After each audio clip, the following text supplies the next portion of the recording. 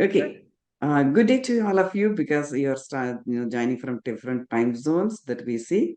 So, good day or good afternoon, good evening, wherever you're joining from. Thank you for joining this webinar. This is one of the webinars. I think it'll be interesting to see as when you grow the family and the business at the same time. What are the challenges you can have? It's a universal. It's not just it's special for Sienna, but she's willing to share the lesson she learned. And we thank you for joining this part of the Empowering Chakopreneurs webinar. We see some couple of people are not Cocotown customers. We just want to have like 3 minutes of your time to show a little bit about what we do and familiarize you with the Cocoton. And then I will hand over to Teresa.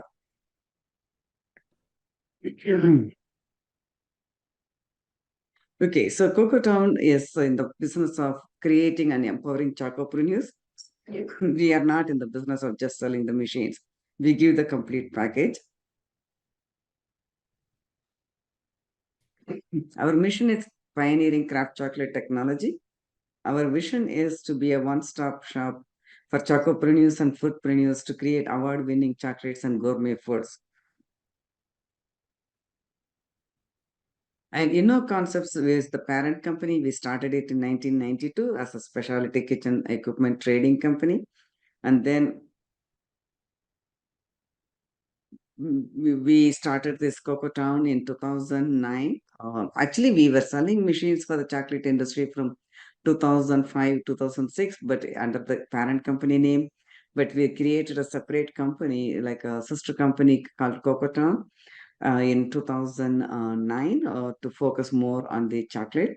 And we always had the idea of having the sustainability in our mind to grow the cocoa farming, customers, businesses, and environment. Cocoa farming, because we saw a lot of the farmers were in their 60s and the next generation was not interested in coming back to the land. But if the farmer doesn't put their feet in the mud, we cannot put our hand on the food. That we need to always remember. We can go to the town and earn money, but what do you eat? You cannot eat money, unfortunately. So we wanted to make sure cocoa farming is sustainable and it attracts the people to get into that. So we all can. It's like kind of selfish too because we want to eat.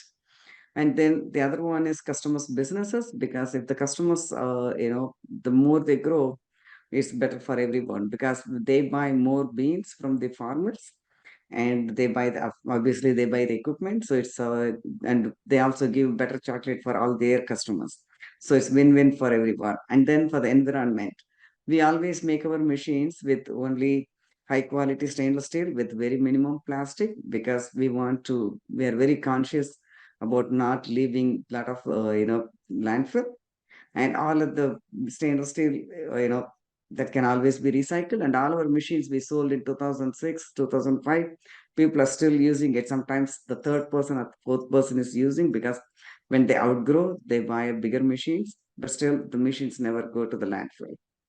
And then these are our pillars: equipment, education, and exposure.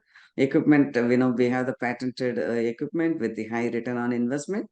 And education, we started as in 2012, 2013, we started bean to bar workshop, but it was very minimum, like very few people attended.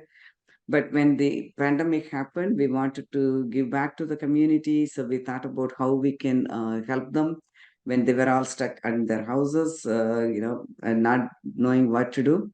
So that's when we started this Empowering Chocopreneurs webinars. And thanks to people, there are a lot of industry experts and, people like Sienna, they all were willing to give their time and knowledge. They shared it free of cost with the people. So do not restrict it only to Cocotown customers. So anyone in the industry, or even if somebody wants to learn more about chocolate, they can attend these webinars free.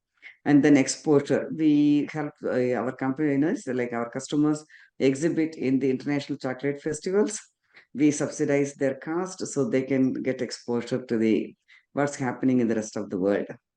And then we enabled and accelerated the bean to bar craft chocolate movement, because we made our machines need very low initial investment, minimal footprint, and you just need the basic knowledge. It's not very complicated.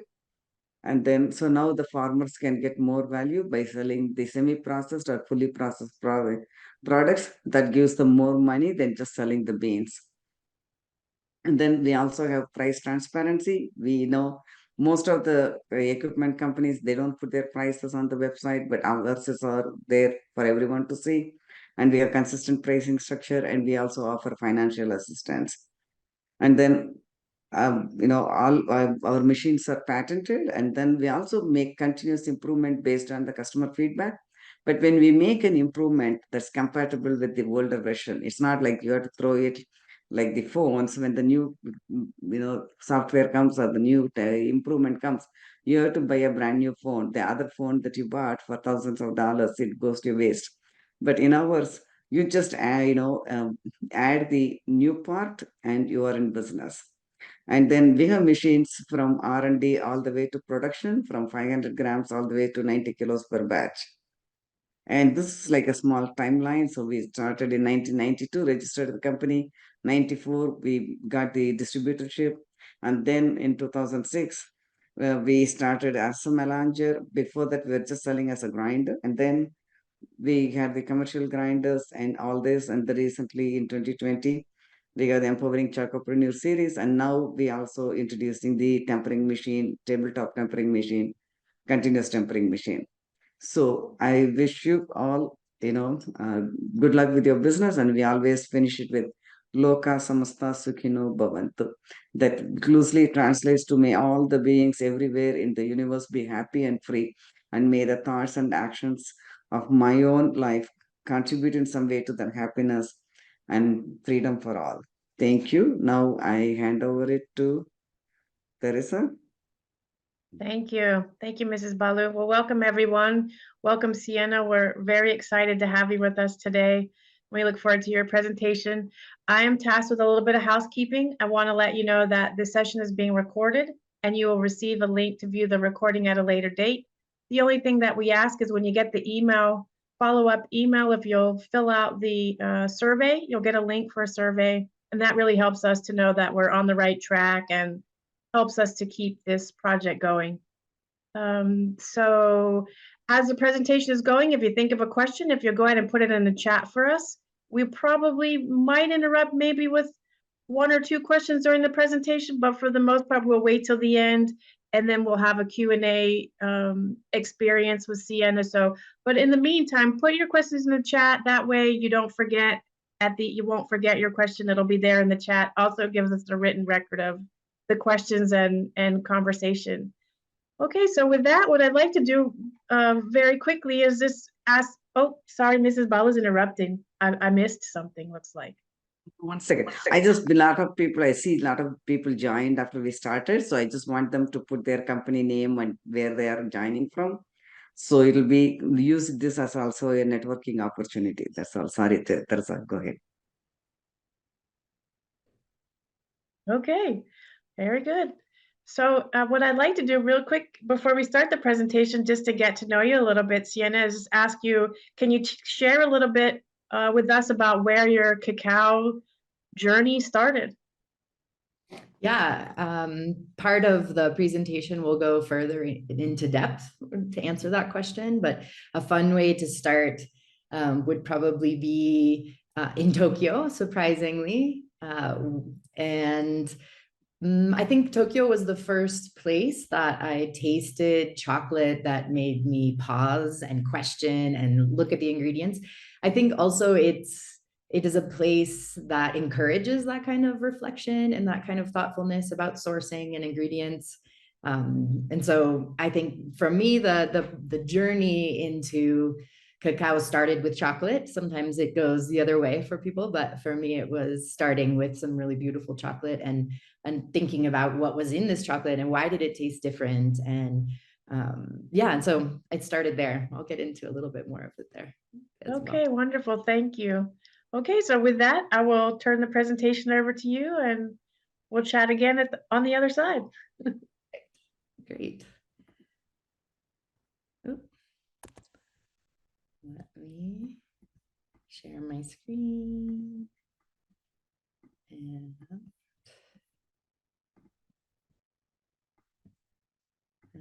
we'll play. So this, can you guys see my screen okay? Yes, we see it. It's beautiful. Perfect. This is a photo of me as a small child. I don't know, maybe I'm 4 or 5 here. And I choose it to start this presentation because I focus specifically, my family, we all focus specifically on Mexican cacao. And that might seem strange for some people when they see me as a blonde woman from the United States. What is the context there? Why Mexico? So I just would like to give a little bit of context before I get into the full story about who I am and some of my background. Both of my parents were are really appreciative of Mexican art and Mexican culture. Even though they were separated, I enjoyed an appreciation for artisanal objects, mostly art at that phase in my home, in both homes. My father is a restaurant designer and started at maybe about 35, 40 years ago, traveling in Mexico and networking with artisans directly. He opened a warehouse at the border so that he could collect the art there and then distribute it to restaurants in the United States. So my house, I grew up with alebrijes and barro negro and textiles. And I think this is outside his office. So I think it explains a little bit about my beginnings. So I'm looking forward to sharing with you guys our process of building a family business. And I think this is a nice way to start because it shows that that's been an example for me my whole life. And I'm going to start when I'm going to fast forward a couple of decades and I started in Florence. I studied fine art in Florence, painting, jewelry design, sculpture, printmaking, and spent several months in Florence living and studying with instructors there, and then did some traveling around Europe as a young, early 20s. And it was really impactful for me to be out in the world, to understand legacy, right? Like living and studying in the capital of the Renaissance was hugely impactful for me to understand that you can build something that can become a legacy and move forward from there. It also was really impactful because the Iraqi war broke out while I was there, and I took to the streets with my roommates and friends and artisans, and it was the first time that I had an opportunity to reflect on what it meant to be a person from the United States, and also kind of the vision that projected out into the rest of the world. It also gave me a chance to reflect on my life's work and what I wanted to dedicate myself to, the kinds of shifts that I wanted to put my energy behind, the movement and momentum towards peace and towards cross-cultural understanding, which leads us, directly to borders and nation states. So I started in about 2003 kind of reflecting on myself as an international citizen.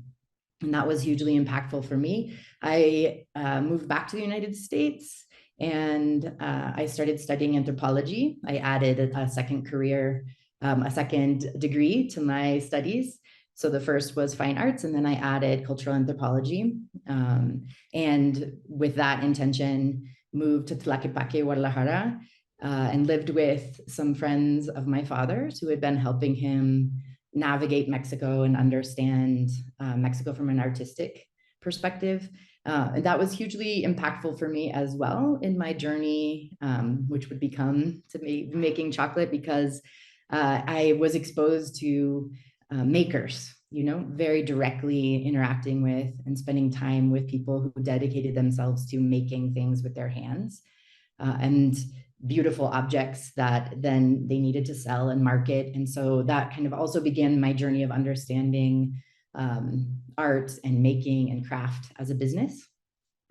And then I spent the rest of that year on the road.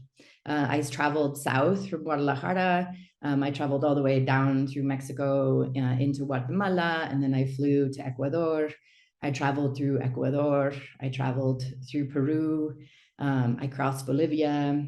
I ended up at Foz do Iguazu in southern Brazil, at the border of southern Brazil, and then traveled up through Sao Paulo to Rio, up to Santiago, and then over to Manaus. And yeah, it was a formative way for me to reflect on, again, myself in the world, but also the interconnectedness that we share, crossing borders, navigating and negotiating the difficulties that come up for all of us every day, and how we can engage with each other. You know, I really believe that the power of change comes from us stepping into the spaces between us, whether that's at the table or at the farm or in the streets.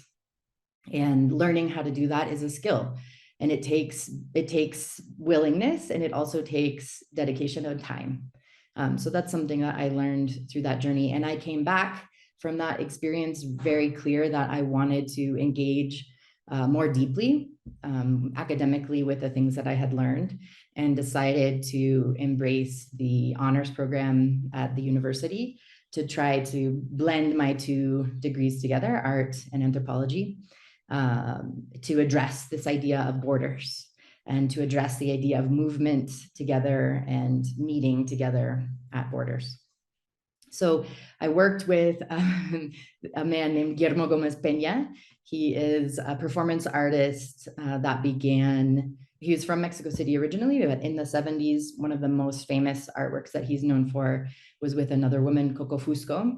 And they basically set up a performative space where they were these kind of exotified native people, and they would perform rituals and sound, and all of it was performance art, not based on any kind of real material, but many people, his reflection on that experience was that many people took it seriously, like that was acceptable, and that would be okay, to exotify each other that way, to exotify another culture or another tradition in such a blatant and obvious way. So he continued with his performance art, and he's very much focused. La Pocha Nostra means, you know, basically like the people who are outside of their country, right? The people living outside of home, away from home.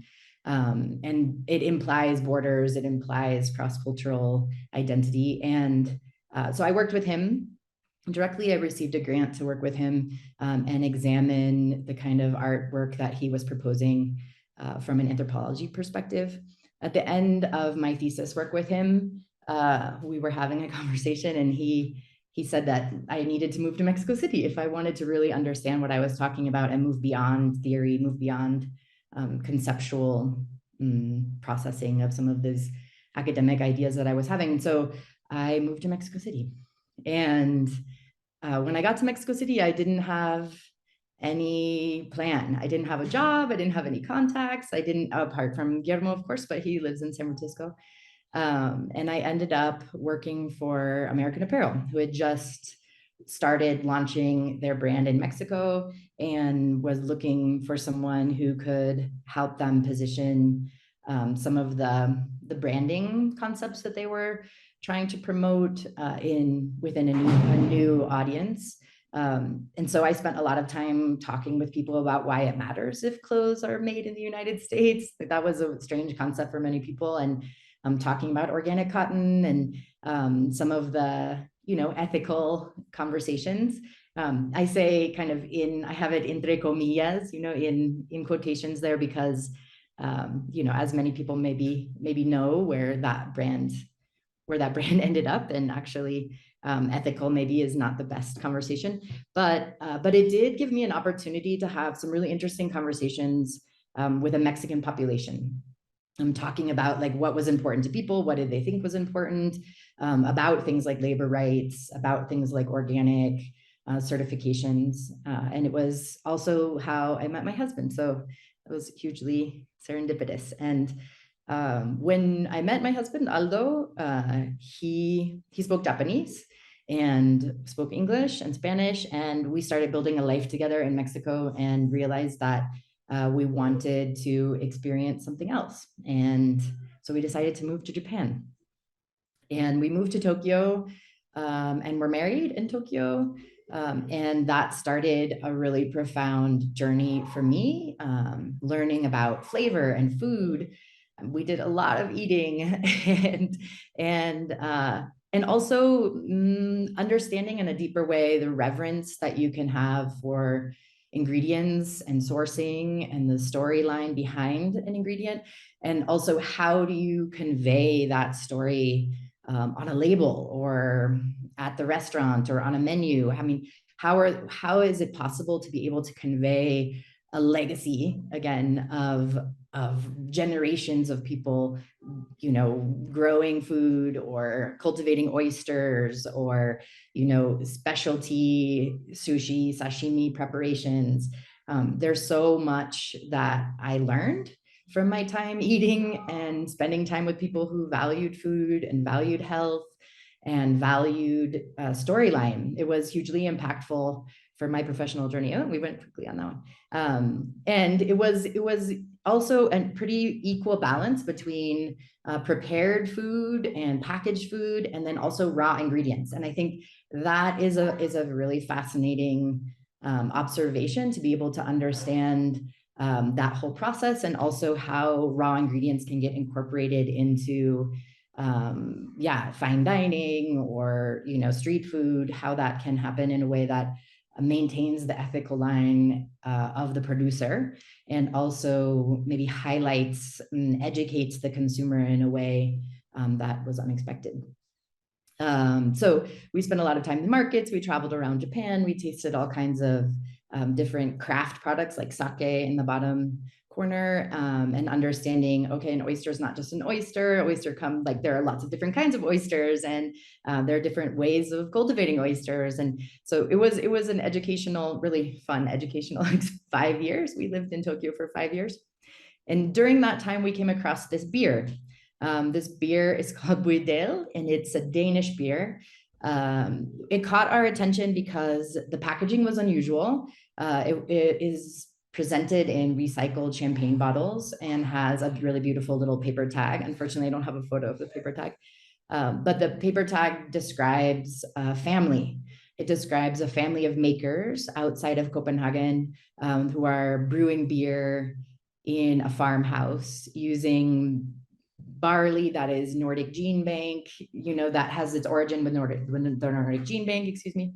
And they don't use any electricity, and they use the wood from their own forest. I mean, on and on and on. It was an incredibly impactful branding moment, you could say.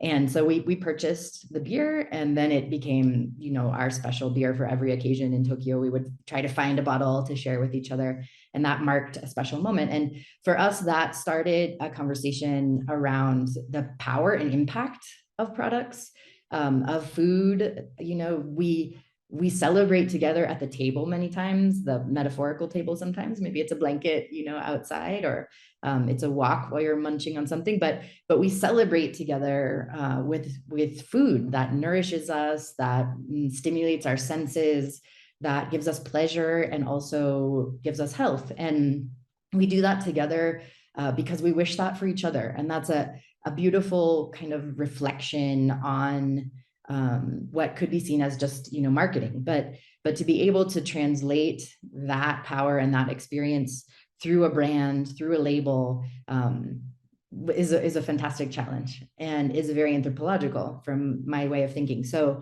we were ready to leave Japan and experience a new adventure. And so I reached out to them, and we went and lived with them outside of Copenhagen. They have this beautiful farmhouse, as you can see, and they produce beer. They've started using some more typical terms, but they produce beer with numbers. You know, it's very, very micro lot focused. They, like I mentioned, they use their own wood from their own forest, excuse me. And during the time that we were there, we also had an opportunity to support them in the Danish Beer Festival. And that was also quite interesting to be able to network and see really the difference of what they were doing compared to other people. This is in the bottom corner, you can see this is their setup. They have there's nothing electronic. It's all, by gravity and fire. And he sculpted this amazing mythological head. And so it is very much in its own way performance art, but it also, through these kinds of performative elements, translates their theory and their lifestyle. And we also had an opportunity to help them produce a short video about what they were doing. My husband is a musician, and so he scored the track with Casper. This is the head brewer at his piano. So they worked together to put together a really beautiful piece, and at the table is the concept. This is some images of their production. So we're there, we're working, we did all kinds of things to help them. We built an experimental structure, we helped them harvest, we helped them brew, and we had a really amazing we had access to a hands-on experience of what it was like to have a family business producing an artisanal product, from the production all the way to sales. Really lucky, and became, friends for life with this family. So from that, we moved back to Mexico, and leaving Denmark, we went back to southern Mexico. We flew back to southern Mexico, and we're doing some research because we had decided that the product that represented our journey and the conversations that we wanted to have was cacao. And we chose cacao for several reasons. One of the reasons is because cacao is situated at the intersection of many important topics, things that are very important for us as individuals to engage with and to, contribute to the momentum that I spoke about earlier. Labor rights, ecological questions, food, borders, on and on and on. Cacao is right there at the center point of many of these topics, of these conversations. So we started doing a little bit of research, trying to find who thought about cacao the way that we thought about cacao, that we could connect with and that we could build community with.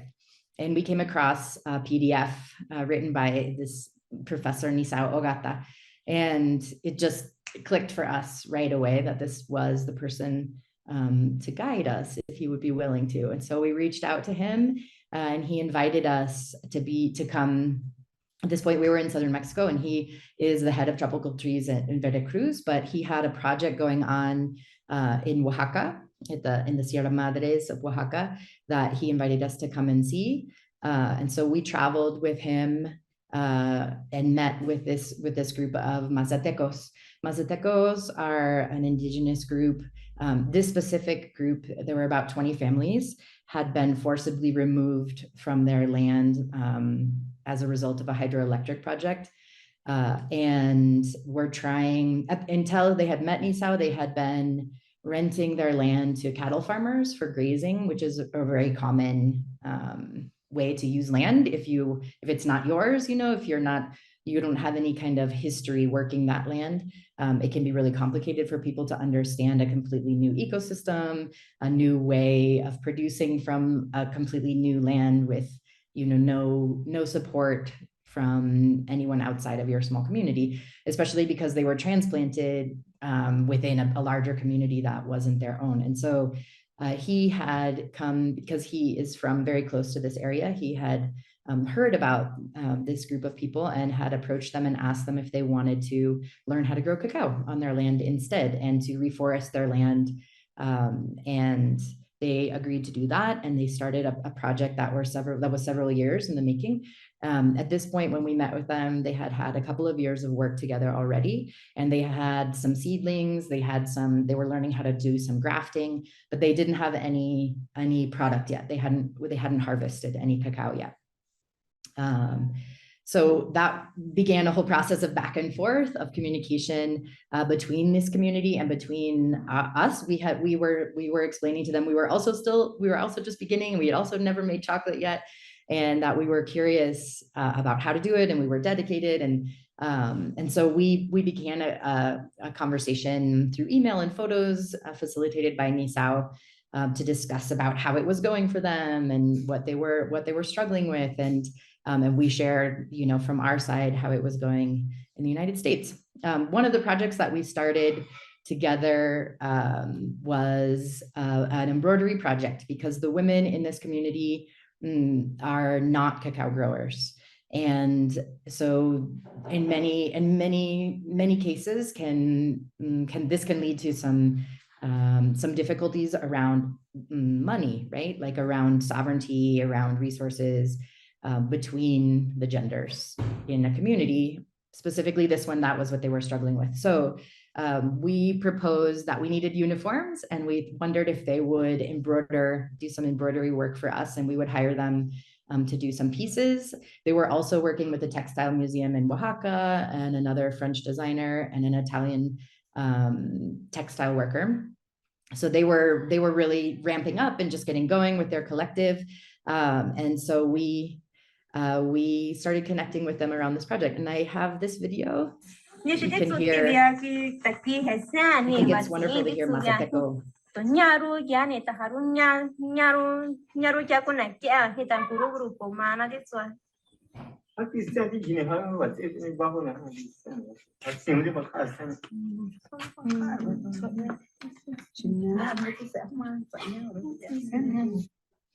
So I incorporate this video to understand how many different moving pieces there were. There were 3 different languages that we were negotiating, talking, planning, building, connecting with, and then also items like shirts that were not produced by them, were not traditional pieces of clothing, and we had some unusual ideas about how we wanted them to be embroidered. So it was a really creative project, and at the end we had a really successful result together, collaborating, and produced some really beautiful shirts that then we wore as you could call, our uniforms as chocolate makers moving forward. We also had the opportunity to visit La Joya. I know there's someone here from Comalcalco. Hola.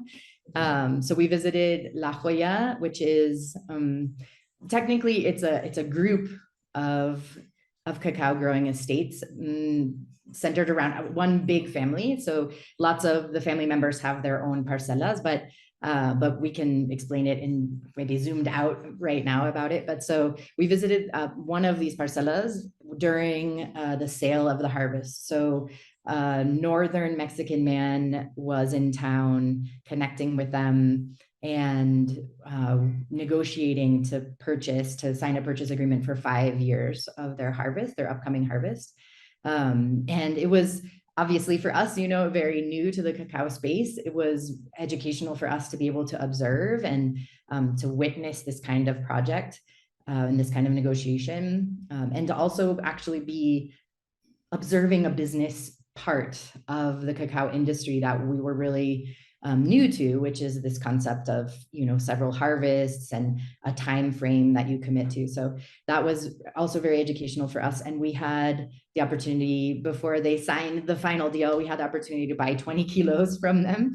And those were that was our first cacao that we worked with to make chocolate. So we brought it back in a suitcase. And we're super new. We had no idea, like, what do you need to do with cacao? We went and got some papel de estraza that we thought it needed to be made sure it was dry. We were afraid it would get moldy. We were really very, very new to the whole experience, and just kind of jumped in right away.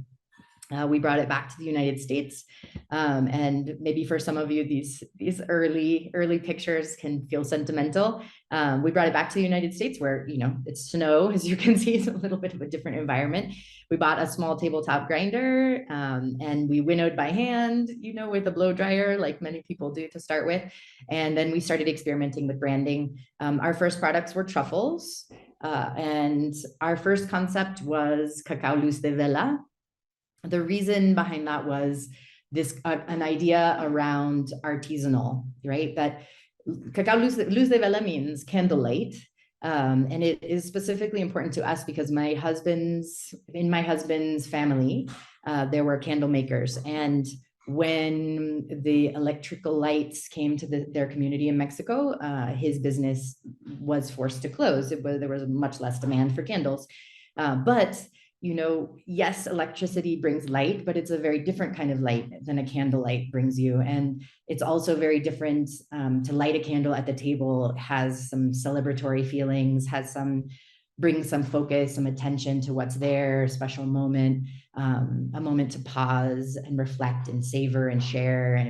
And so we really appreciated that, kind of carrying that philosophy with us into the beginning of our brand. Unfortunately, many people couldn't pronounce, they didn't understand. It was a lot of misunderstanding through language. And so as a result, we shifted away from that name, but this is an example of one of our first products. Once we really got going, we started building some more community around cacao. The Mazatecos had not had a harvest yet. And so we were hoping that we could keep working with cacao, even though they didn't have a harvest to share. And so we reached out to a group of producers in Soconusco, Chiapas, where there is a history of growing cacao for thousands of years, and has a reputation around the world as some of the best flavor cacao. There are lots and lots of difficult political issues in this region. Also, more recent history, they have dealt a lot with disease in their cacao pod, with their cacao pods, and also a lot of migration. So it's a complex region to work with. But we traveled to Tapachula, and we met with a group of farmers from Casfasa, and started purchasing cacao from them. And that is the summer of 2015 is when Fortuna was born. So we decided that the best way for us to reach some of our professional goals would be to control as much of our own space as we could. I don't know if any of you here in the audience are familiar with Boulder, Colorado, but the real estate in Boulder is very expensive. And as brand new makers and as a young family business, we wanted to make sure that we could access foot traffic, we could access customers, we could access some kind of dynamic moments with chocolate enthusiasts. And so we purchased this giant truck, and we decided that we were going to build a micro factory inside, and then also use it as like a mobile boutique. So we could take it to events, we could go to the farmers market, which we ended up doing every weekend. It was a big process. We had to completely gut it. We needed to, as I mentioned, my father is a restaurant designer. So he was able to help us do some layouts, do some schematics, and figure out about weight. One of the issues that we were dealing with was a lot of weight issues. If we were going to have a large grinder inside of the truck and still want to drive straight, it was really important to be able to balance out that weight and to be able to negotiate equipment inside of a vehicle. And then also we had some additional decorative elements, which you'll see in a minute, that we needed to negotiate. So the first step was gutting the truck and doing some designs. And this is a fun video to explain what happened with our window. So we wanted customers to be able to stand eye to eye with us. And we wanted to be able to share the experience of making chocolate, the process, wanted them to be able to see the equipment, wanted them to be able to literally peer into our factory. So every time they were buying chocolate, it was like a factory visit. And the way that we decided to do that was by cutting a giant window out of the truck. So we cut a large window out. And then we also wanted to create a sense of space and light for ourselves when we were working inside the truck, because as chocolate makers in the audience know, it's a lot of the time you're actually producing, you know, before you have the chance to sell and interact with customers. And so we also wanted it to be a comfortable space for us and to support and nurture our process as makers. So we also cut a dome in the roof. And the idea was to be able to stretch the roof up to add natural light in, so that it was a pleasant experience for us as well. So those are a couple of fun videos. So we did the whole electrical system. We also built a double electrical system so that it could run off of a generator or also be plugged in. So that created some complications around the kind of electrical system that we needed, but we worked on doing that. We also did all of the plumbing ourselves. So we had 2 giant water tanks underneath the truck that were installed, one for gray water and one for fresh water, for hand washing and dishes and such. And that required moving the panels, putting the panels, moving the panels, putting the panels, painting them, changing the color. There was a lot of back and forth around how that basic structure would format. We had the truck painted, and then we decided to put on a deck. And this deck was welded directly to the body of the truck. And the concept would be that it could fold down and fold up. So there you go. We have some pictures of the dome. We did some, some custom seat covers, some recycled marble, some details from the market in Mexico City. We went to a market, maybe some people are familiar, called La Lagunilla, and bought some antique items to bring Mexico physically into the space for people, and also to kind of reference history, legacy, and Mexican ancestry. And once it got up and running, we operated the truck, for the next 8 years. There's a picture here of my sibling, and then a picture of Aldo and our baby. It very much was our home, as makers, as a family, as creators, as creative people trying to understand how to communicate the experience of producers in a way that consumers would understand. And we sold our chocolate by the weight. So you could buy just a tiny piece or you could buy a big piece, it was up to you. So we would weigh out the chocolate and then wrap it like you would a cheese or a nice meat at the farmer's market or at events. And this is some examples we brought to events. It was set up to be operable at night. So that was really fun to be able to participate in some night events.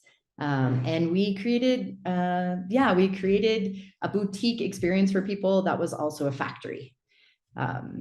So that moving into the branding part. So we also created a brand. So the truck was first, but then we needed some kind of communication around packaging, around branding. And we looked to, my brother-in-law is a printmaker, and we commissioned him to do several prints for us around some of the conversations we had about cacao and about chocolate.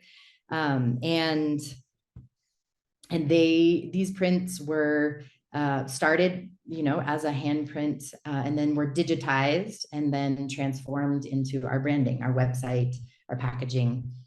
At the beginning, the packaging was black and white, was very much kind of referencing a pre-industrial past, and also hugely labor intensive. It took us a lot. Maybe at one point there were 11 folds on each chocolate and 3 stickers. And so little by little, we figured out how to make it possible, for us as makers, and also convey the communication around the styling and branding that we wanted to express. So we went from black and white, we moved on to some color, and then finally we got to 100% compostable, beautifully, bright and engaging coloring.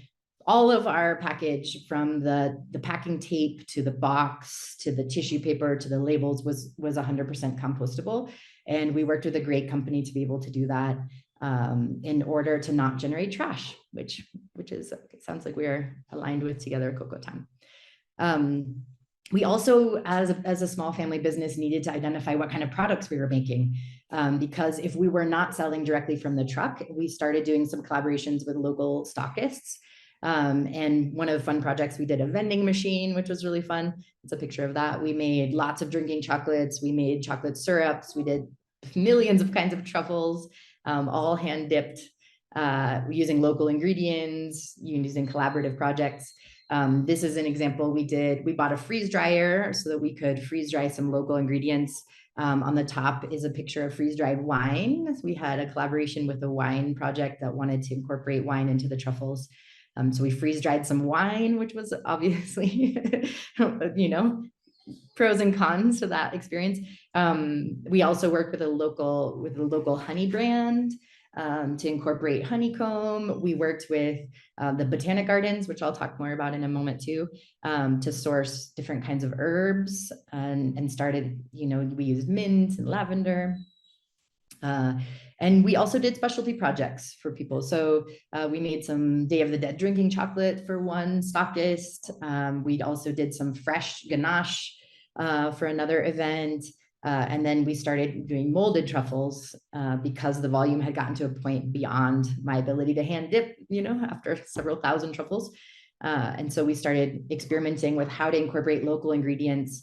And in this case, these are wild raspberries that we collected and then freeze dried and then incorporated into a white chocolate. We also worked with local chefs. So our concept really was focused on chocolate as food and its history in Mexico as an ingredient that was revered as food and not as an industrial candy. And so we experimented with ways to be able to communicate that to a wider audience. And that, coming from a restaurant designing, background as a child growing up, I spent a lot of time in restaurants. And so that was at top of mind for me. And we started approaching different chefs in the area and collaborating with them and finding, ways to produce chocolate or products like tisana, like husks and things for them to be able to use in their menu and be able to continue a line of thought, a line of sourcing from the appetizers all the way to dessert. And in many cases, the chocolate made its way into savory dishes like this. This is a bison dish with 100% cacao shaved on top from Huehuetan. The cacao is from Huehuetan.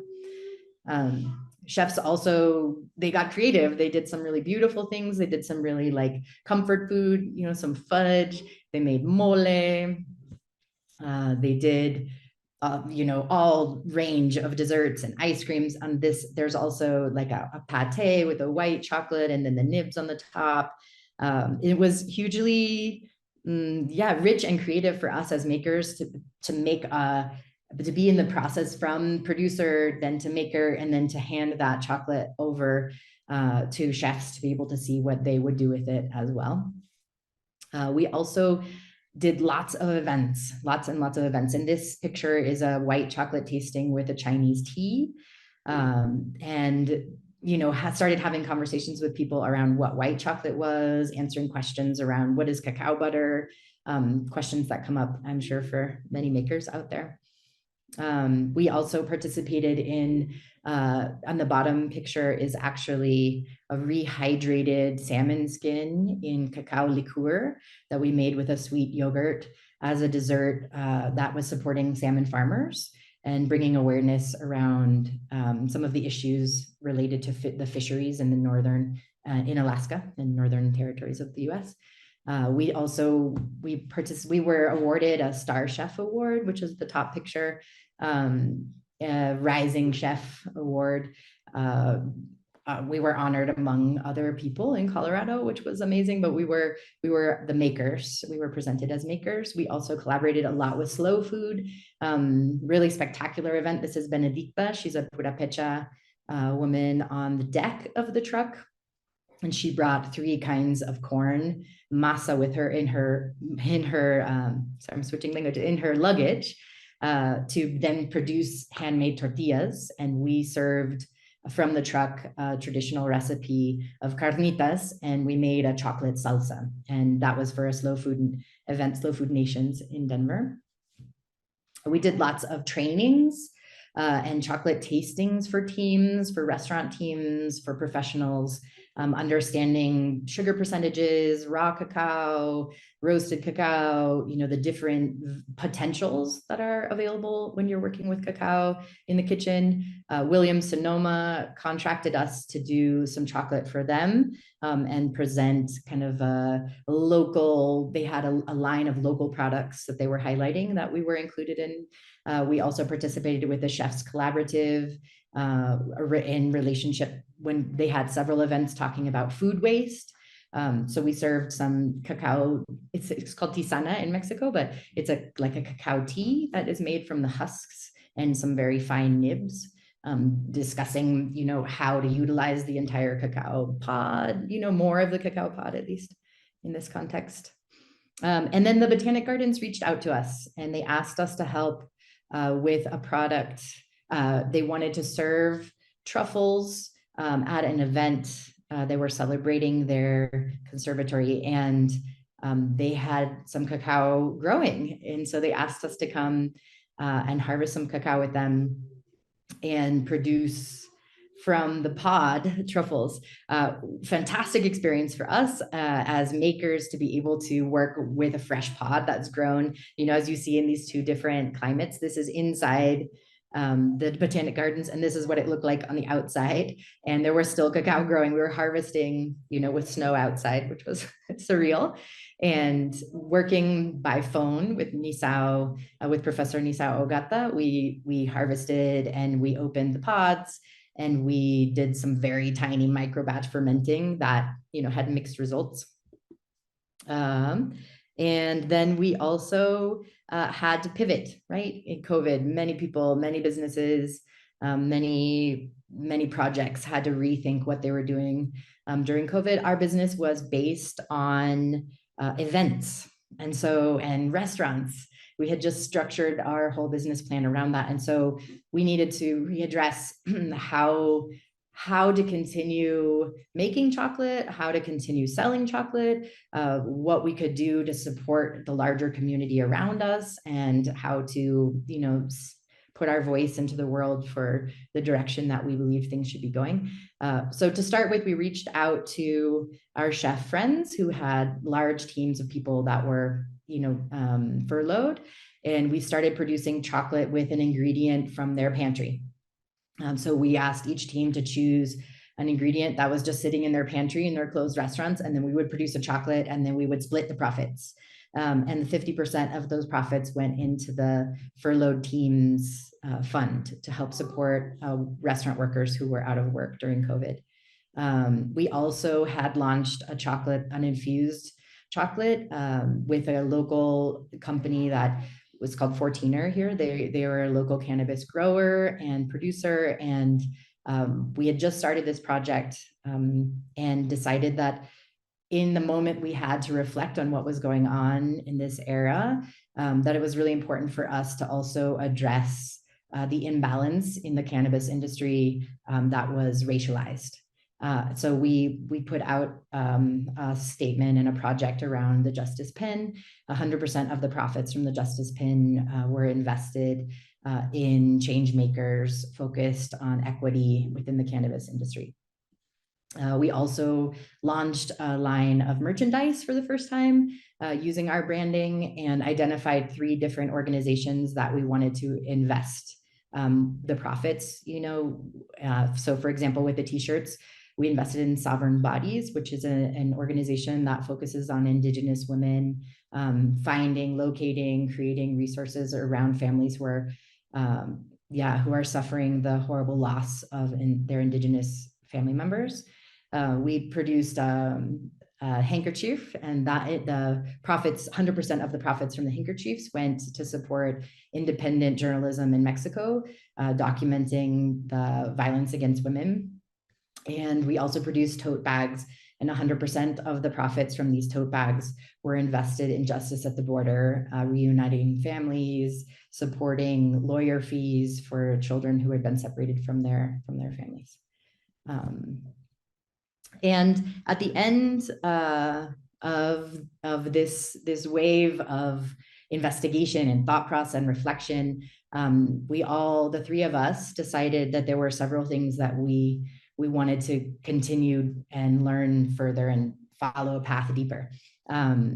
My personal process led me to working with Uncommon Cacao. As an anthropologist, I wanted to understand the cacao industry from a broader context, from a space that was beyond my own personal relationship building or our own personal relationship building with farmers, producers in Mexico, and understand the positioning of cacao in a global context related to Mexico, but also understanding volume, because as we were small makers, we were obviously purchasing small volumes and understood that was a limit to our impact. And so I began an amazing journey working with Uncommon Cacao. And they're, if you're not familiar with this company, they are incredible pioneers around transparent reporting. So documenting and reporting all of the transactions that go into their business model, purchasing cacao, selling cacao, transporting cacao. And I began as the account lead for North America, and then transitioned into a contract position to help them with branding and website. So I redesigned their website to be able to bring some of these stories to the forefront, so they were really accessible for consumers and cacao and chocolate maker professional industry leaders to be able to access the data and also understand why it's important, and also highlight flavor, because they are focused on premium and ultra premium cacao sales, and so flavor is at the fore of that. So it's a little bit, we can see a little bit of the website here. This was one of the ways that I was able to highlight some of the transparency data. So on each of the pages that describe each origin of cacao, you can also access the most recent data around, transparent data around the purchasing. And that was something I think really beneficial to be able to go through with the team and find ways to be able to highlight that information and to be able to make that accessible just right away for customers looking for ethical cacao, and also wanting to understand their impact in a more comprehensive way. Another thing that they are focused on doing is supporting the relationship between producers and makers, and providing all kinds of data around the experience at like on site at the farms, and then also connecting that and understanding what chocolate makers are looking for and what they need. Then last year, we decided to dive deeper, and we moved to Chiapas. Right now, I'm sitting in San Cristobal, and we brought our son. The three of us are here in Chiapas, and looked for ways to be able to deepen our understanding around some of the conversations that we're having, and also to understand cacao as situated within life, within, you know, cacao it's not grown in a vacuum all alone, you know, it is grown in an economic ecosystem that's, from my perspective, important to understand, and I wanted to get a better context around some of the other things that were concerns. Yeah, so we've been diving deeper into some of the other conversations that the growers in Chiapas are facing. And some of those have to do with security issues. They also have to do with some ecological issues, you know, around tourism and how to maintain the integrity of their ecosystems, and also access the economy of the tourist industry. And there's a great example here at the bottom of Lagos Montereyos, which is an indigenous organized and operated beautiful nature reserve that you can visit, and they do a fantastic job of that balance. They're exemplary. Yeah, and we also started learning more about the broader context of what people were making. So definitely people are growing cacao, and there's lots of chocolate and lots of chocolate being made. But there's also a lot of textiles. There's a lot of leather work happening. Chiapas is also really famous for its alfareria, which is a type of clay And so we started diving deeper into that process as well, and decided to launch and share some of these products with our community in the United States. So we networked with the different artisans and collected several pieces, handmade pieces that then we put onto our website to offer our community and an invitation for them to understand that cacao is more than cacao, right? Cacao operates as part of a community whole, as part of an experience of a wider human experience, and it is made alongside many other things. So we brought lots of textiles and leather bags, as you see here. We also started offering 100% cacao recently, because of lots of conversations we've had with customers around. Lots of people have started some kind of daily rituals, you know. Some people are looking for alternatives to sugar. Some people are looking for milk alternatives. So we wanted to make it as customizable as possible for people. And so this is the Soconusco cacao that is stone ground and processed, but with no sugar. So this would be 100%. So those are two kind of new projects that we've launched recently as a brand. And then in Chiapas, specifically in San Cristobal, there is a branch of the National University UNAM. The branch is called SIMSUR. And I recently, starting in November, I was accepted really wonderfully. I'm so honored to be part of a program run and organized by this organization, SUSTER, in collaboration with the European Union and several other universities in Latin America. And it's more than we could get into today, but the course is covering basically, it's about territories. So there are 20 people in the class, many of whom call in through Zoom, all Mexicans. I am the only foreigner there, doing my best in Spanish.